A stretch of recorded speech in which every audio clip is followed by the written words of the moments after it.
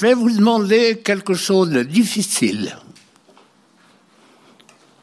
Mais comme c'est personnel, vous n'avez pas besoin de lever la main, vous n'avez pas besoin de donner votre opinion.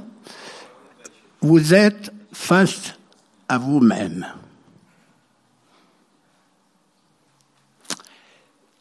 Est-ce que vous êtes d'accord d'arrêter de paraître et d'être?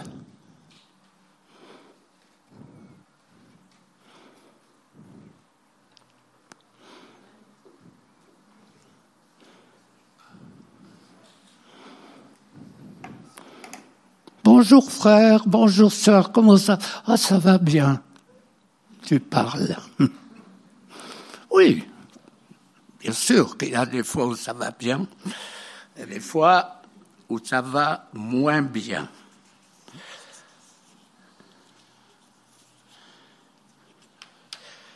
J'entends régulièrement une voix qui me donne des indications. Tout à l'heure, la question était simple, profonde. Pourquoi souffrir alors qu'on peut avoir des réponses? Lâcher comme ça peut donner l'impression que c'est une bombe. Mais la délivrance, c'est quelque chose d'extraordinaire qui découle de la croix, un cadeau de Dieu, et la vivre, c'est peut-être enfin vivre, en tout cas dans beaucoup de secteurs. Alors, je vais faire une petite rétrospective, un regard en arrière. Soteria, donc comme tel, c'est 25 ans, hein, Sylvain. Donc, en règle générale, on a 10 soirées ou après-midi par année.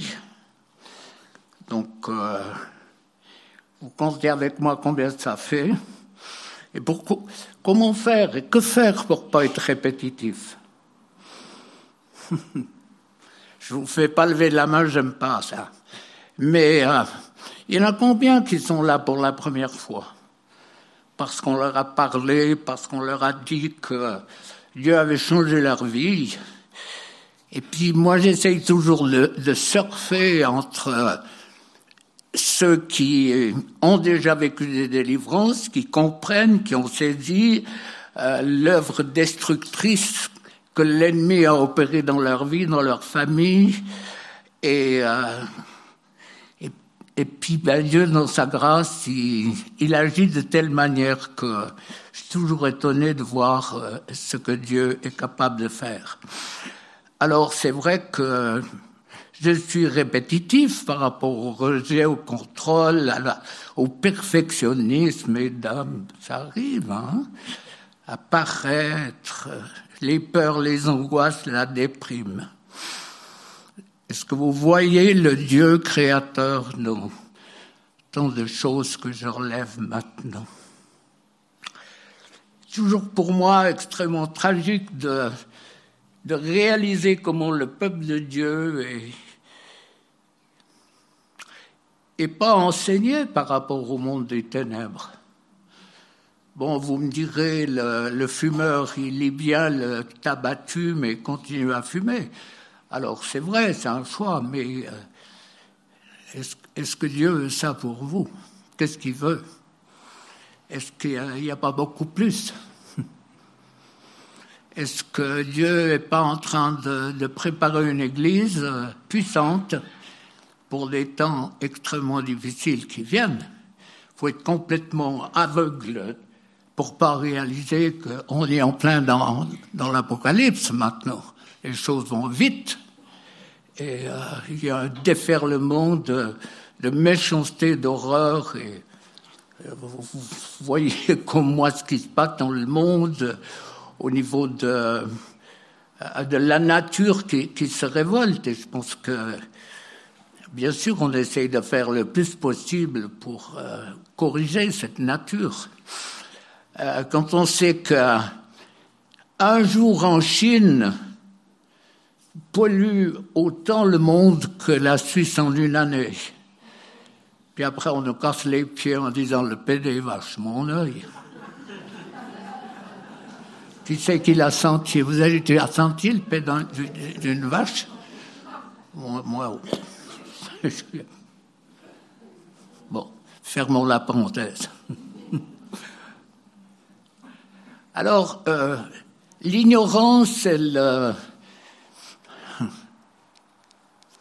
peut tuer, elle va loin, ça va loin, l'ignorance.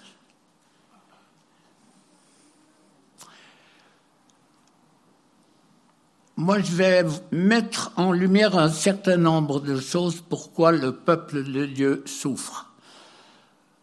Alors, je crois qu'on représente le peuple de Dieu ici avec des coloris différents. C'est pas la dénomination qui est importante, mais c'est vos vies qui ont une grande valeur aux yeux de Dieu.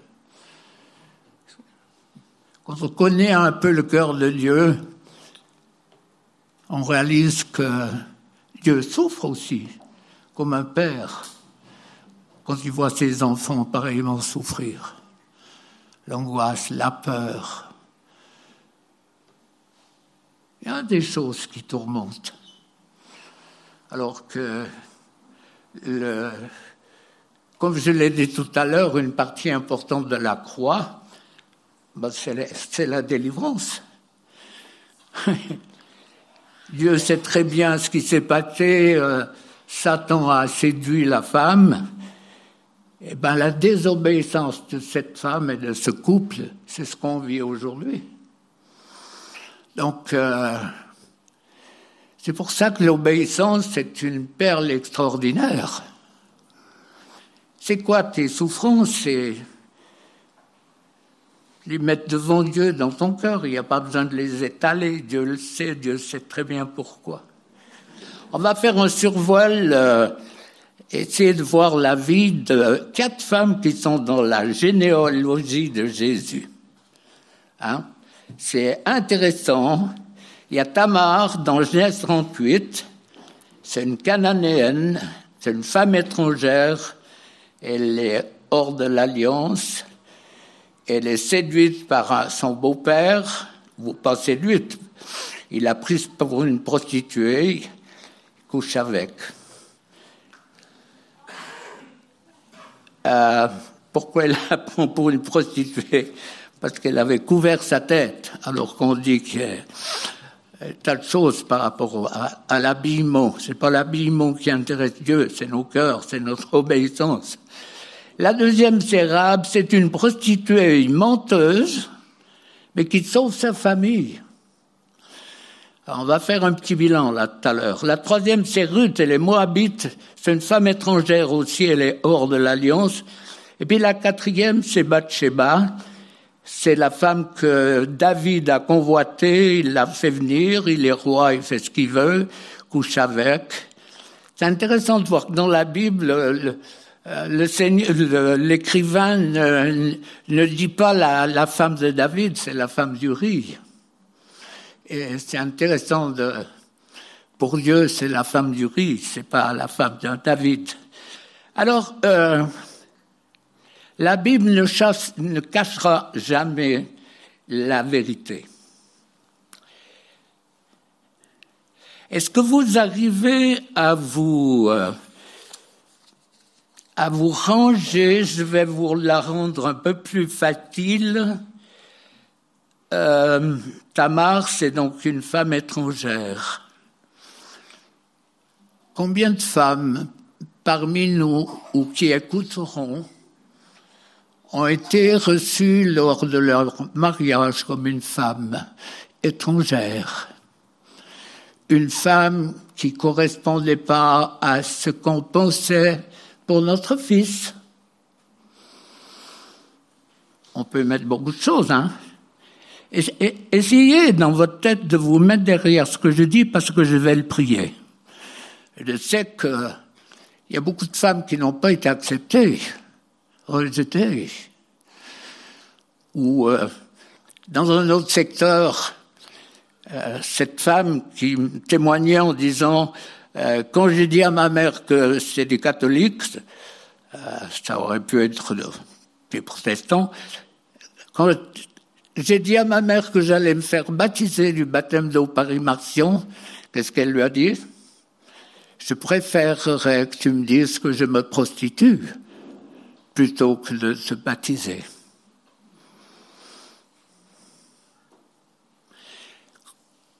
Par quelle porte, mes sœurs, puisqu'on parle d'une femme étrangère, êtes-vous entrées dans la famille de votre mari?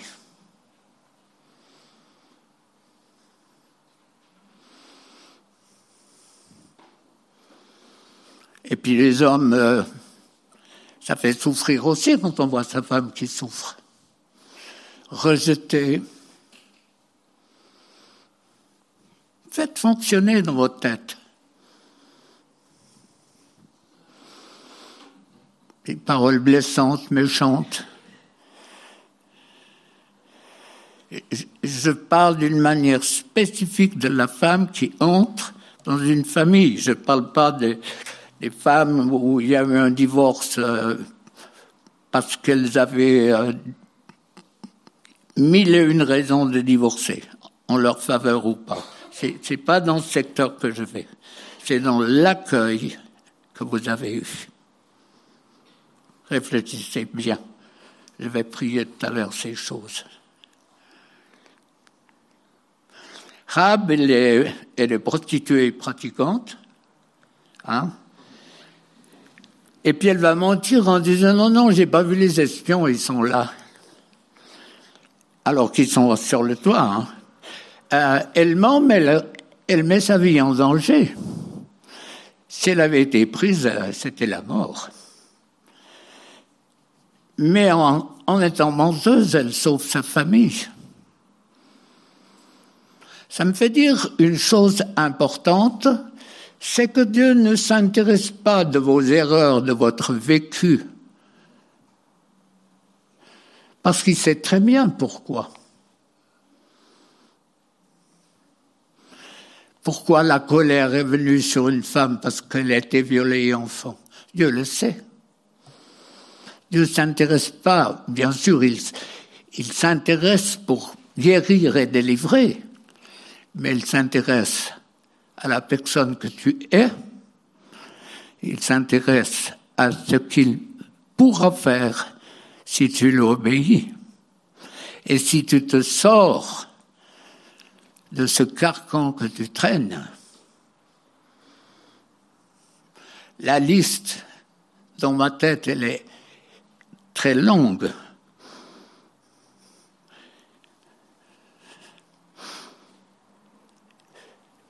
Moi, dans mon éducation extrêmement légaliste, je me disais, mais une menteuse, c'est pas possible, ça. Il faut la punir. Et encore une prostituée.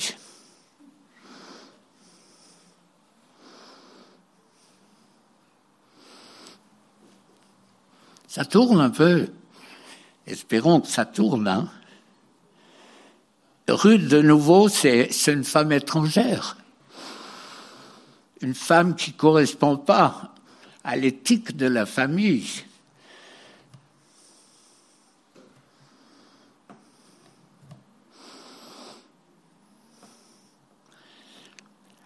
Imagine, tu es analphabète et tu maries un prof à l'université. Peut-être bien que, hein? Peut-être bien que.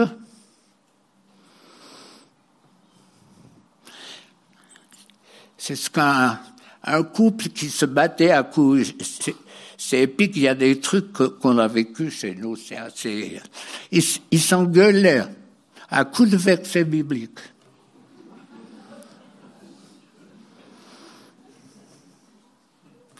Alors, le point d'orgue, il dit à sa femme, Dieu a dit, je donne une compagne, mais pas une encouble. Je ne sais pas si vous comprenez l'argot de l'encouble. Mais pour lui, il prenait la Bible, donc cette femme, elle était... Et puis ça me revient maintenant, c'est vrai, effectivement, elle était analphabète. Ça me revient maintenant. Mais enfin bon. Alors,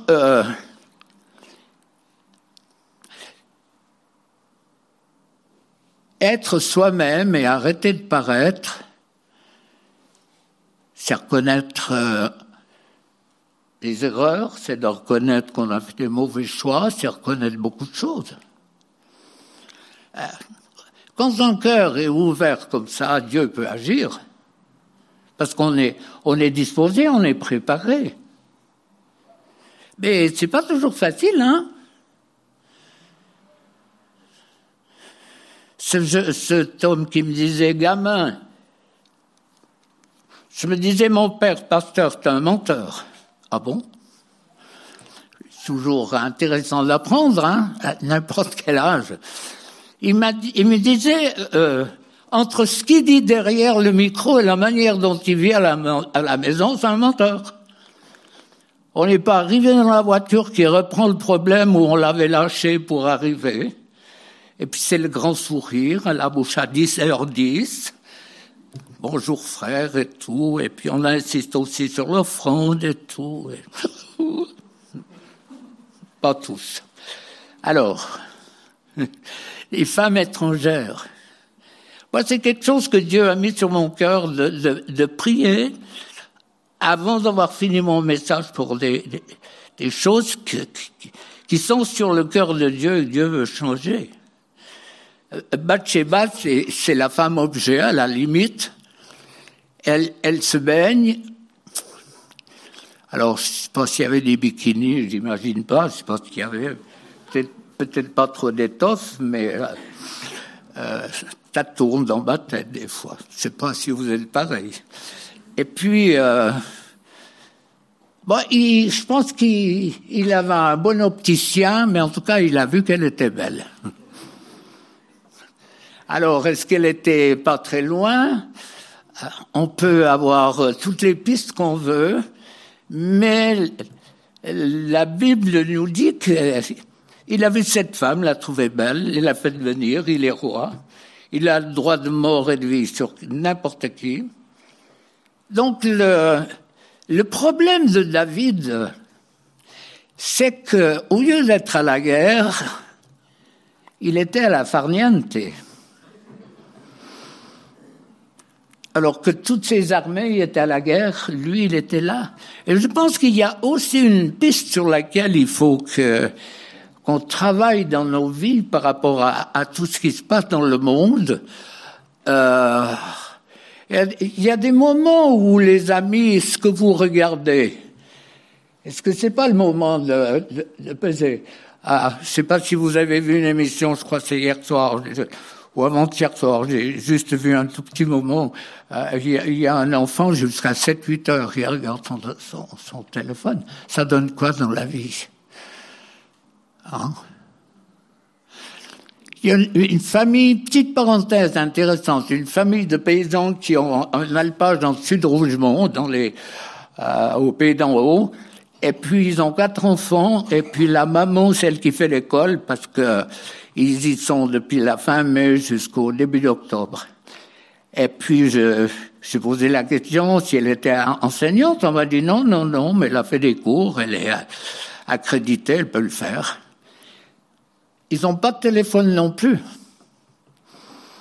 Les 4, quand ils redescendent, ils sont les premiers de classe.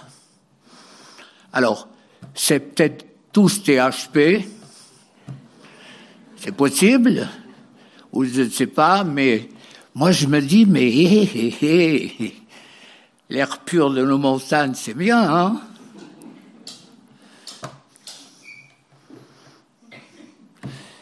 Comme ma petite fille, Sylvain lui disait, mais toi c'est du fumier, elle lui dit, non grand-papy, c'est de la bouse. Elle a fait la différence. Pourquoi je vous dis ça? Parce qu'il faut laisser le Seigneur enlever tout ce qui nous fait souffrir. Alors Bathsheba, elle va passer à la trappe, hein. C'est horrible de dire ça, mais beaucoup comprennent ce que je dis. Et pourtant, ces 4 femmes, elles sont dans la généalogie de Jésus. Et pour moi, c'est pas... Ouais, si on voyait que des gens qui sont au top, qui n'ont jamais eu de problème, on se dirait on va jamais y arriver. Mais moi, je grandis en voyant les erreurs des autres.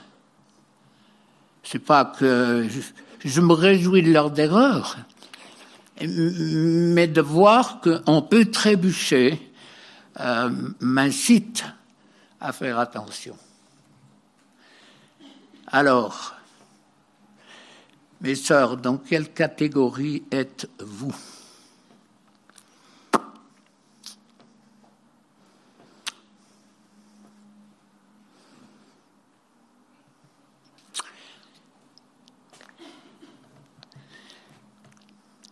Sur un viol physique ou de la personnalité, la colère viendra toujours. La colère, la haine, la vengeance, le meurtre. Et quand on a un peu de recul et que tu pries pour une femme qui a été violée, les mauvais esprits parlent.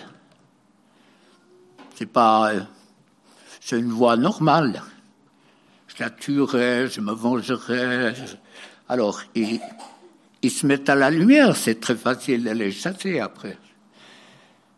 Bon, la colère, la haine, je les hais, je le maudis.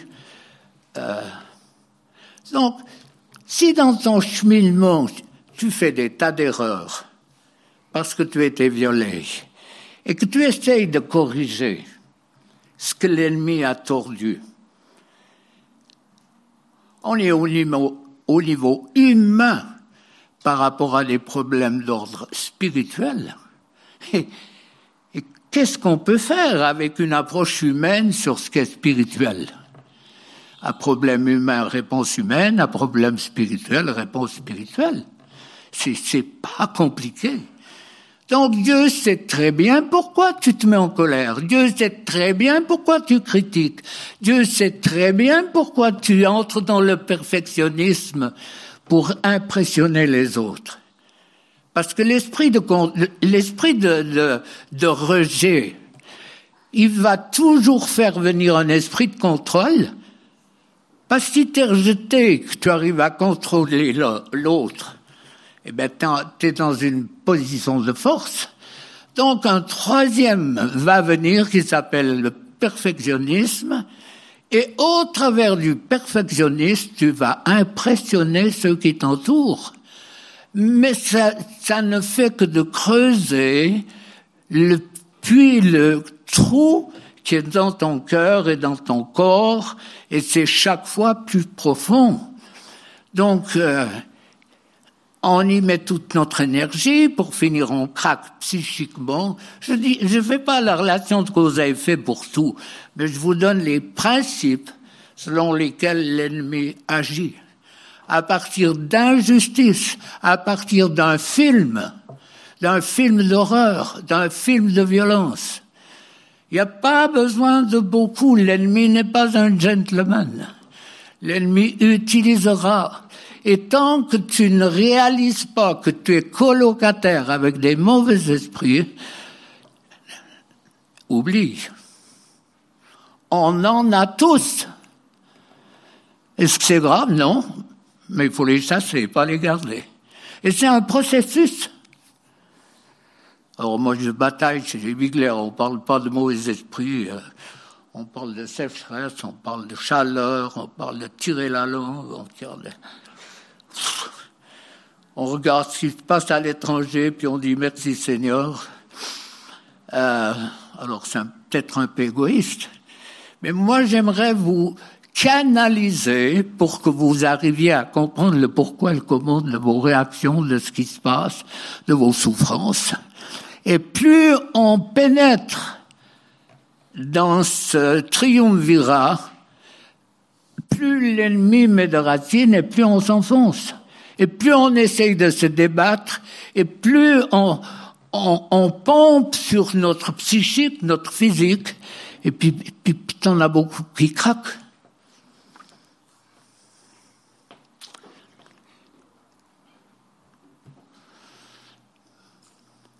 Pendant que je vous parle, tout simplement, mettez votre vie en parallèle avec ce que Dieu veut.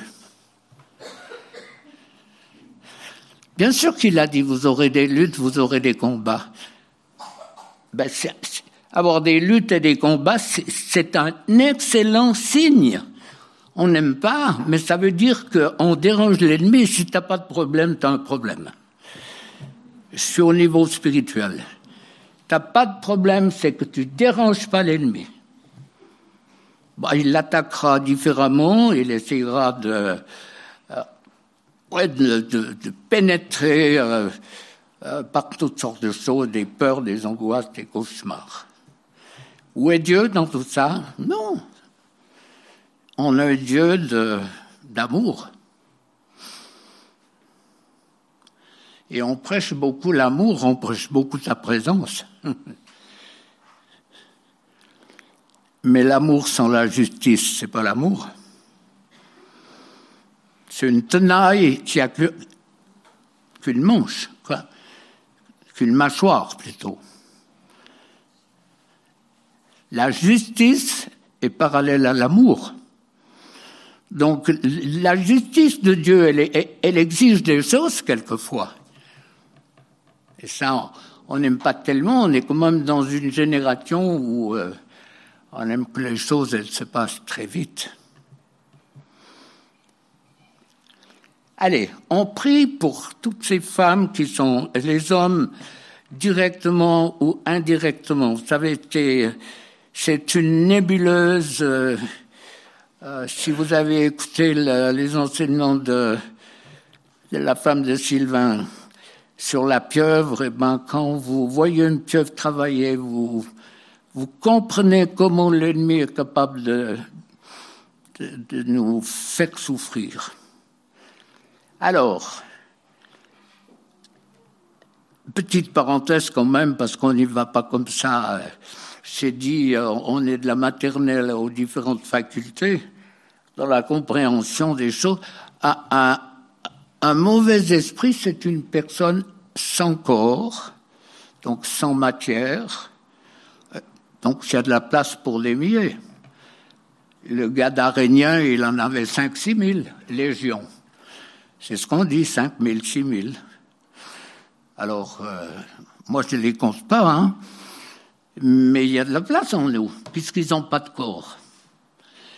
Et ces esprits, non, un but, c'est de vous tourmenter. Ils sont là, comment? Alors, on hérite, hein. Et beaucoup de personnes réagissent quand on dit « ouais, mais quand même, on y est, pourquoi on hérite hein? » Tu hérites un chalet à Verbier, puis l'autre à la Grande Motte, avec un compte où il y a beaucoup de zéros. Tu dis pas non, hein? Ça, c'est, le notaire qui est là pourrait dire que j'ai raison, mais on n'aime pas, hein? Et si c'était la réponse de changer son fusil d'épaule et arrêter de ne pas aimer, de se dire « et si c'est ça qui est à la base de mes angoisses, de mes peurs, de mes insomnies, de mon infertilité ?» Il y a quelqu'un qui pourrait témoigner là, alors même plusieurs, mais il y en a un, puis j'ai dit « oh là, ma femme m'avait grondé, hein, oh. » J'ai dit, j'ai prié trop longtemps. Puis c'était des jumeaux. Et c'est vrai. Il n'ose pas dire, il a fait comme ça. Et le nombre de femmes qui sont devenues enceintes après la prière, parce qu'il y avait de l'occultisme, il y avait des avortements. Comprenez, frères et sœurs, que ne vous laissez pas piéger par les enseignements qui vous disent que parce que vous avez demandé pardon, le problème est réglé. Ce n'est pas vrai. Le pardon vous met en règle avec Dieu, mais ce que l'ennemi a fait, il faut le traiter. Je répète. Je répète quoi? Je me répète. Voilà peut-être ce qu'il faut dire. Tu fais un accident, il y a un blessé grave, il y a un jugement. Ou bien non, prenons quelque chose de moins lugubre, de moins tragique. Tu te fais piquer à 200 sur l'autoroute, il y a un contrôle, et puis on veut te piquer ta voiture, je sais pas quoi. Là. Puis tu dis, Dieu m'a pardonné. Je suis sûr qu'ils ont une liste de 10 psychiatres pour dire, va te faire soigner. Mais prenez ça pour tout. Il y a des conséquences qu'il faut traiter. Ça veut dire qu'en traitant le pourquoi, un viol n'est pas anodin. Même si tu pardonnes au violeur, l'esprit qui est venu sur toi au moment du viol, où les esprits doivent être chassés. Jésus faisait ça au quotidien. Donc comprenez la différence. Le pardon se met en règle avec Dieu, mais l'ennemi s'en fout complètement, il continue à tourmenter. Alors on a demandé pardon, c'est peut-être euphorique toute une période, et puis rebelote, et puis c'est encore pire qu'avant. Alors les gens viennent vers moi en disant, je demande, faites de demander pardon. J'ai dit, arrête. C'est pas la solution de faire ça. Donc ces esprits sont là à cause des péchés des pères, à cause de nos propres péchés, à cause des chocs émotionnels. Et la médecine de plus en plus traite les chocs émotionnels. Il manquait de sang dans mon corps et puis le médecin m'a fait un traitement et puis régulièrement je vais faire une prise de sang, donc j'ai le temps de lire tous les bouquins qui sont, il y en a point sur l'agriculture, il y en a pas tant sur la biologie heureusement, mais enfin bon, entre nous, hein. Mais sur la médecine où il disait vraiment les chocs émotionnels, c'est quelque chose de fort. Alors comprenez ces esprits. Si vous dites que vous en avez point, c'est la preuve que vous en avez. Parce que c'est un esprit menteur qui s'exprime. Un peu méchant, mais pouf. Hein. Moi j'aime rire.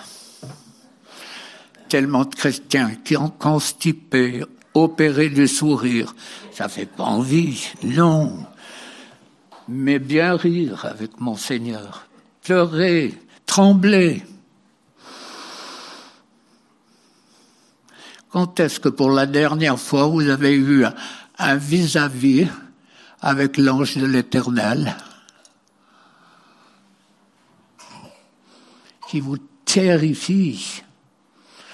Quand la sainteté de Dieu te terrifie, les amis, tu ne discutes plus après.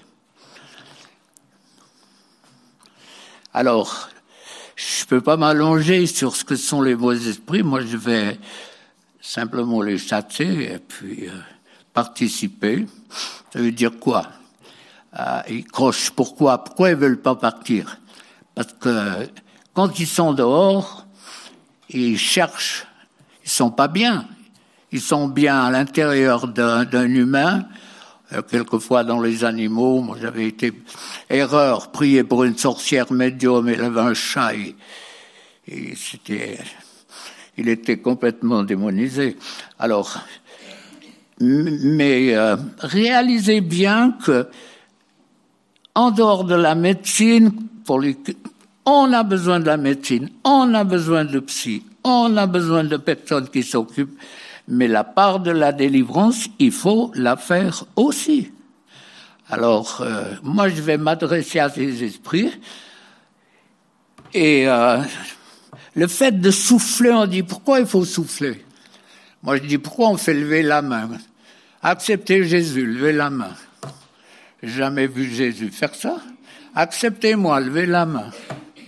Non. Pourquoi? Pour les décrocher, parce qu'ils ne veulent pas partir du reste. Ils sont dans des lieux arides, ils sont malheureux, ils sont tourmentés par des esprits plus forts.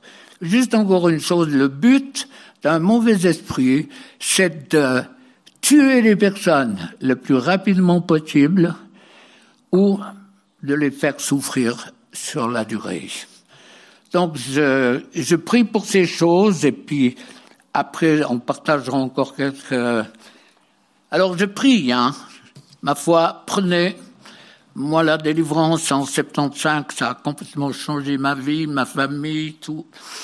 Et il y aurait beaucoup de morts sinon, beaucoup. Dans notre famille, beaucoup. Jésus, merci, merci, merci, merci pour ton œuvre parfaite, extraordinaire, extraordinaire ce que tu as fait. Tu es Dieu, et puis tu es homme. Quand tu dis, j'ai même pas besoin de faire un geste pour qu'il y ait des myriades d'anges qui viennent à mon secours, et tu l'as pas fait. C'est merci d'avoir accepté d'aller jusqu'au bout cette souffrance où Dieu t'a abandonné. Jésus, on te dira jamais assez merci d'avoir pu dire je voyais Satan tomber du ciel, ou d'avoir dit tout est accompli. Tout est accompli, Satan. Je t'ai volé ton droit d'être en position dans laquelle tu es. Je donne à mon Église, à mon épouse, autorité sur ton royaume. Ennemi, effectivement, tu as été dépouillé de ton pouvoir. C'est avec l'autorité que Dieu me donne sur ton royaume que je délie mes frères et sœurs, en particulier mes sœurs qui ont subi tellement de souffrances et choses qui ont été enfouies, certainement beaucoup de choses qui reviennent à la surface auxquelles on n'a même plus pensé. Et pourtant, c'est comme un cancer à l'état latent qui est prêt à se manifester. Lâche le peuple de Dieu et dans la mesure du possible, tu restitues ce que tu as volé aux femmes et aux hommes aussi dans un certain niveau. Alors tout esprit qui est venu parce que vous êtes des femmes qu'on a rejetées, pas acceptées, à cause de votre culture, peut-être la couleur de votre peau, tout votre cheminement. Ces esprits sortent maintenant, au nom de Jésus. Sortez, touchez un bon coup, ça va partir. Ça part. Ces femmes étrangères qui n'ont pas été reçues, ces belles-mères qui contrôlent encore, qui manipulent encore leurs fils. Et vous savez très bien que votre mari, il est sous le contrôle de sa mère encore. Et moi, je brise ces droits, je brise cette puissance qui tient dans l'esclavage ces femmes et ces hommes au nom puissant de Jésus. Grand soupir, les amis. Tout ça va partir. Tout esprit qui tourmente, tous ces esprits qui viennent de génération en génération dans les familles, parce que on avait une idée beaucoup plus grande, on voulait une belle fille qui correspond. Le fait de les mettre d'avoir été mis dans un moule, ou plusieurs, c'est ce que Dieu me montre, le Saint-Esprit vous avez, plusieurs ont perdu leur vraie identité. Vous avez été tellement formatés que vous avez dû vous adapter en quelque sorte à quelque chose qui n'est pas vous-même. Alors tout ce qui paraît là, ça sort maintenant. tout ce qui paraît sort au nom de Jésus. La peur d'être, la peur de parler, on ne parle pas à n'importe qui, on parle à des personnes de confiance. La peur d'être dévoilé, la peur que je mette le feu dans ma famille parce que je dis ce que je vis. Ces esprits sortent maintenant au nom de Jésus. Au nom de Jésus, au nom de Jésus. Tu sors maintenant. Peut-être que vous avez vécu aussi dans le mensonge. Et ces esprits de mensonge sortent maintenant. Dieu n'est pas inquiété par ça, je vous répète, c'est ton futur qui l'intéresse. Toutes celles qui ont dû mentir pour cacher, pour sauver en quelque sorte leur vie, leur quotidien, leurs relations. Ces esprits sortent maintenant.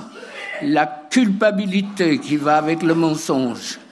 Toutes ces choses qui reviennent cycliquement où l'ennemi fait remonter à la surface toutes les erreurs. T'as fait ci, t'as fait ça, t'as avorté, t'as trompé. Ces esprits sortent maintenant, ces esprits de mensonge. Sortez dans le nom puissant de Jésus. Dans le nom puissant de Jésus. Les femmes objets, les femmes utilisées, les femmes violées dans le cadre du couple, ces esprits sortent au nom de Jésus. Au nom de Jésus. Au nom de Jésus. Toutes les femmes qui ont été utilisées. Il y a des hommes qui sont concernés aussi. Je les mets pas de côté. Je pense à cet homme qui, quand j'avais vu sa femme, je me disais, c'est un homme qui est horrible. Quand je l'ai vu, c'était un gringalet. Il me disait, j'ai peur, elle me bat, j'ai peur. Alors, peut-être que vous êtes dans cette situation, alors ces esprits sortent maintenant. La peur, la crainte, tous les cauchemars que vous faites, qui vous rappellent vos erreurs, ces esprits sortent. Cet esprit rappelle à la mémoire, allez fonctionner, tousser, ça va partir. Rappel à la mémoire, culpabilité, honte. Si on savait par quel chemin j'ai passé, il n'y a pas besoin, dites-le à Dieu. Si vous avez une personne sur qui vous pouvez compter à 100%, c'est pas 98, 100, confessez, mais parlez avec Dieu qui vous libérera, qui a pardonné. Tous ces esprits doivent partir maintenant, au nom puissant de Jésus. Tu sors, ennemi, tu sors. La femme objet, la femme utilisée, la femme qu'on méprise, ces esprits doivent partir dans le nom puissant de Jésus. Merci Seigneur, tu libères et tu agis encore avec puissance. Alors, on va faire encore un petit bout de chemin. Sortir de la culpabilité, moi je crois qu'il y a aussi un chemin qu'on doit faire après la délivrance, de saisir ce que Dieu a fait. Quand on est culpabilisé par beaucoup de choses, il y a un moment où il faut renoncer et puis dire mais j'arrête de me culpabiliser. C'est valable pour d'autres choses, mais la culpabilité, c'est une puissance qui tue. Les gens, ça mène à la déprime, ça mène très loin la culpabilité. Donc c'est toutes ces femmes dont j'ai parlé, peut-être qu'elles ont été touchées par cette culpabilité. Et je crois que Dieu veut faire quelque chose de plus grand. Par rapport à la parole de Dieu, Deutéronome 7.3, tu ne contracteras point de mariage avec ces peuples étrangers. Donc, ça fait partie de la loi. Et puis, Jésus, il est venu là pas pour abolir la loi, mais pour la vivre, pour prendre ce qui est bon. C'est pas qu'on est en train de manger le poisson et puis qu'on laisse les arêtes. On a bien raison. Mais je crois que ça va beaucoup plus loin. En tout cas, dans ce que je perçois dans mon esprit, ça va beaucoup plus loin. Quand je vois Jésus dans Matthieu 4.17, Jésus lui-même commence à prêcher, à dire « Repentez-vous car le royaume de Dieu est proche ». Commencez à produire les fruits du royaume. Alors, Jésus donne un exemple extraordinaire quand il dit « Vous allez faire les choses que j'ai faites ». Alors, dans notre tête, en tout cas dans la mienne, dans un premier temps, tu te dis quand je vais au Mexique ou en Afrique, Jésus ne pouvait pas le faire. Il est allé à dos d'âne. On a un micro, on a tous des tas d'appareils à disposition que Jésus n'avait pas. Mais si tu regardes la Pentecôte, et puis le chapitre après, 2 messages où il y a combien 4 et 3, 7000 personnes, sauf erreur. Là, maintenant, il faut 7000 messages pour avoir peut-être une conversion. Bon, un peu dur, hein. Un peu très dur, mais pour renverser la fumée. Et puis la multiplication des pains. On lit ou on essaie de se mettre dans le coup. Là, j'entendais une émission où on explique.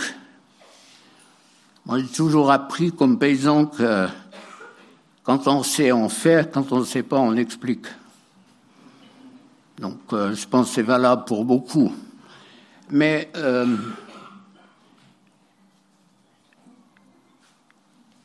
4-5 000 personnes sans les femmes et les enfants, c'est des milliers de personnes.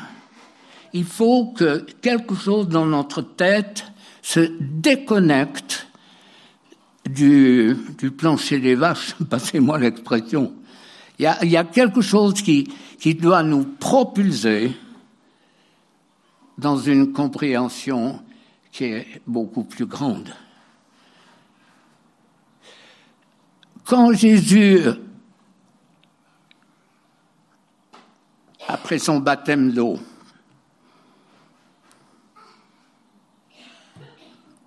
il est revêtu d'autorité. Puis après, il est revêtu de puissance. Ça change tout. Pour moi, c'est 2 expériences différentes. Tu peux être baptisé du Saint-Esprit, alléluia, gloire à Dieu, prier en langue, ça c'est quelque chose d'extraordinaire, mais être revêtu de la puissance du Saint-Esprit, à mon avis, c'est quelque chose d'autre. C'est la puissance qui va nous faire marcher dans les temps difficiles qui viennent, très difficiles. Et moi, quand je vois les chrétiens comme ils vivent et tout, je me dis, attends voir, est-ce qu'ils se rendent compte de ce qui se passe? Il y a toujours de nouvelles bestioles, de nouvelles maladies qui viennent et qui fait que les cultures, ça devient catastrophique, ça devient difficile. Il y a une nouvelle bestiole qui mangera les feuilles de pommes de terre. Et cette année, c'était couvert de dorifores. Moi, on en reparlait avec ma femme, c'est notre enfance. On allait, gamins, récolter les dorifores. Et puis, on les donnait aux poules, et puis on vendait les œufs aux citadins.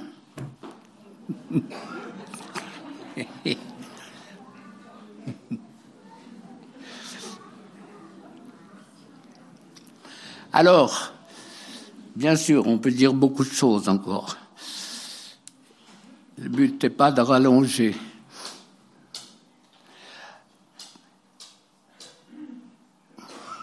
Être ou paraître. Et es-tu heureux et heureuse de la relation que tu as avec Dieu? Est-ce que c'est une relation d'amour?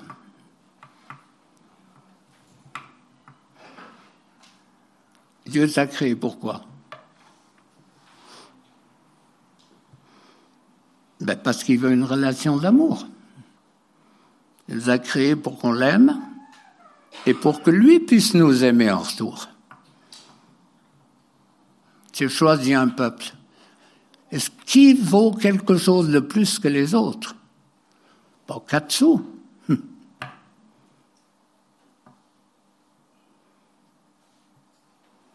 s'asseoir, réfléchir un petit peu, un moment de se dire pourquoi Dieu m'a choisi. Pour que j'aille lever les mains et puis dire Seigneur, ta présence.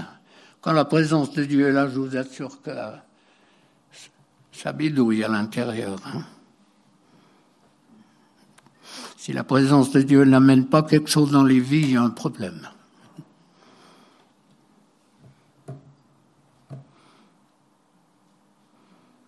Dieu t'a créé pourquoi?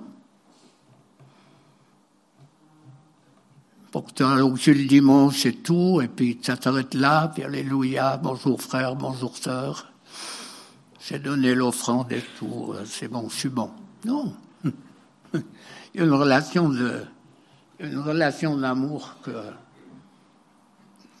que personne ne peut vous donner si ce n'est vos mains tendues vers lui pour dire remplis-moi Seigneur, j'ai besoin de toi. Dans le privilège d'être en plein dans la nature, moi quand je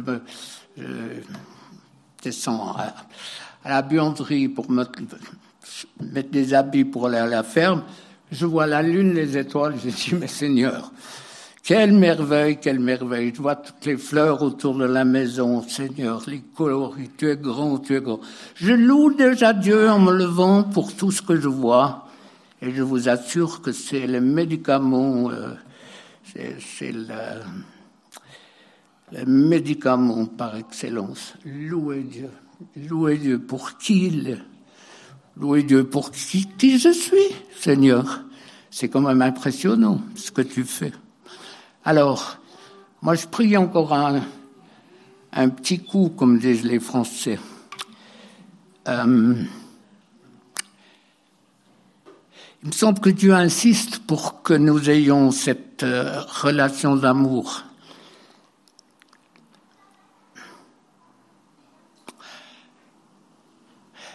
Quand tu es en contact avec des personnes qui disent « mais t'es pas comme les autres ». Ben non, j'ai pris ma douche ce matin. Non, c'est pas ça. C'est facile de témoigner après. Ou des personnes qui pleurent. Tellement la présence de Dieu est là. Alors, pourquoi arrêter de se plaindre sur tout ce qui ne va pas, de laisser Dieu nous guérir, nous délivrer, et puis nous faire baigner dans cet amour qui est la présence. Dieu a tellement de projets. Si vous pouviez voir sur ce que Dieu a préparé pour chacune de vos vies, vous seriez étonnés. Projets que tu as formés sur moi, la Bible le dit. Donc si on n'est pas capable de faire un petit peu la différence, le tri, ou disons d'entrer dans les projets de Dieu, on laisse l'ennemi nous voler. Alors on a encore un moment, on prie dans ce sens. Saint-Esprit, moi je prie que tu fasses descendre sur mes frères et sœurs, sur nos vies à chacun, cette onction fraîche de l'esprit qui frétille en nous, qui bouge, qui bouscule tout ce qui est des ténèbres, pour nous mettre dans une relation d'amour avec toi. Père, on a besoin de ton amour. On a besoin de ce cœur de père qui a un cœur de mère tout à la fois. Et combien parmi nous n'ont même pas une image de ce qu'est un père. Et je prie que la puissance de guérison se manifeste dans tous ceux et celles qui ont été violés, sodomisés par un père.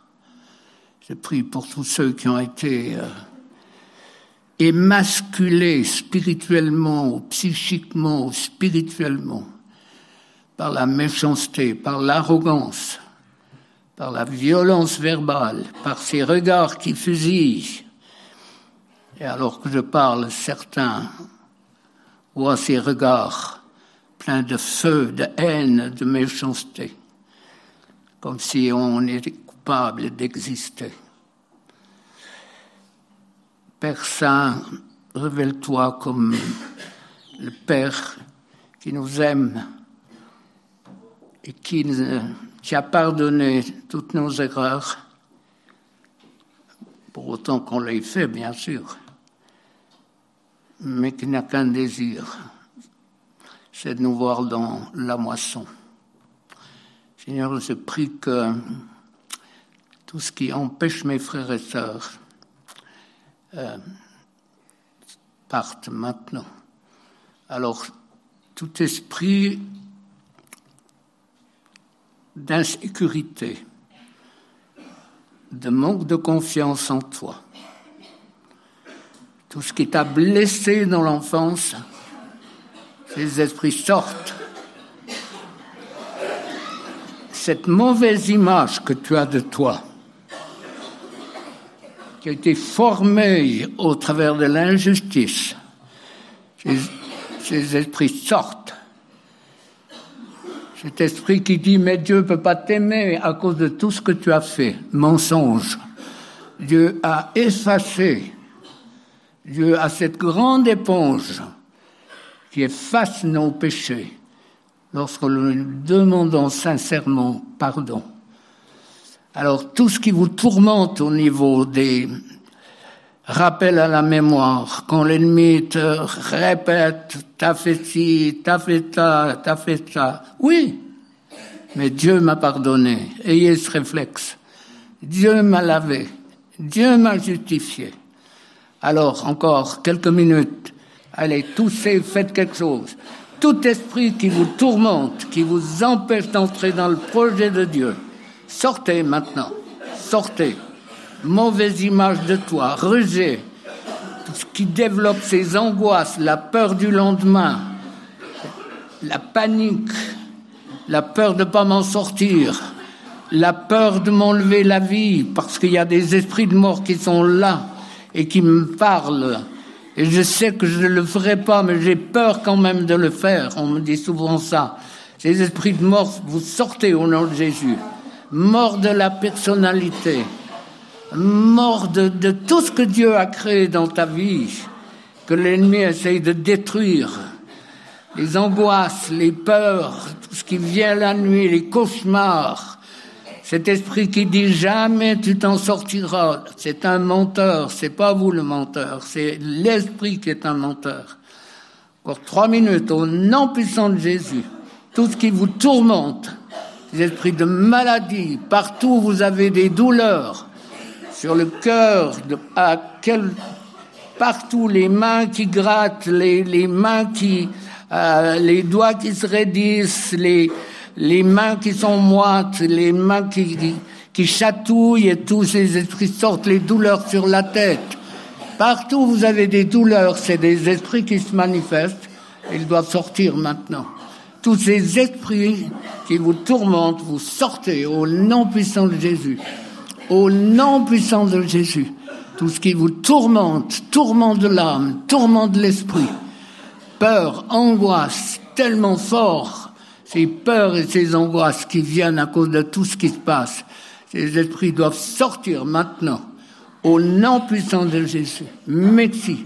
Saint-Esprit, tu manifestes ta puissance encore dans les heures qui vont venir. Continue à travailler, continue à imprimer dans le cœur de mes frères et sœurs déjà le désir de comprendre en lisant l'évangile de Marc où au tout début déjà, tu manifestes ta puissance. Du reste, à la fièvre de la belle-mère de Pierre, tu t'es adressé à quelqu'un. Donc la fièvre était quelqu'un. Et c'est vrai que comme chrétien, on a souvent de la peine à comprendre. Alors merci pour un esprit qui manifeste ta gloire et ta puissance. Tu remplis les temples que nous sommes, partout où l'ennemi est parti, Seigneur, tu remplis. Et même, on a tellement besoin de toi dans ces temps pour être sel et lumière, Seigneur. aussi oindre nos bouches et nos mains pour être des serviteurs fidèles qui apportent des réponses. Soyez bénis et encouragés dans ce que vous faites. C'est tellement gratifiant de voir comment Dieu agit et fait des miracles. Amen.